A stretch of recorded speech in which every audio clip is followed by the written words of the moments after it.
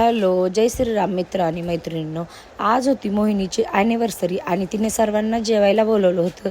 आणि मग तिने केक कट करून घेतला आणि मग नंतर तिला म्हणजे सर्वांना गिफ्ट्स आणले होते. तिने गिफ्ट्स अनबॉक्सिंग केले आणि हे गिफ्ट आणलं होतं वहिनीने आणि तिला ते गिफ्ट खूप आवडलं.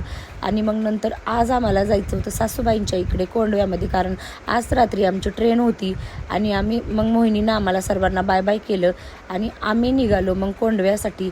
तिकडे मला जायचं होतं. म्हणजे आता कसं असतं, गावाला गेल्यानंतर सर्व पाहुणे बोलवतात. मग आम्हाला 1-2 ठिकाणीही जायचं होतं.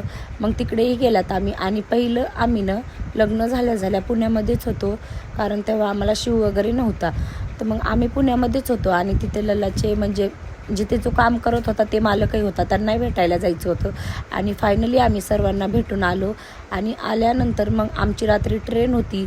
मग जेवण वगैरे केलं आणि आम्ही निघालात रात्री स्टेशनला जाण्यासाठी.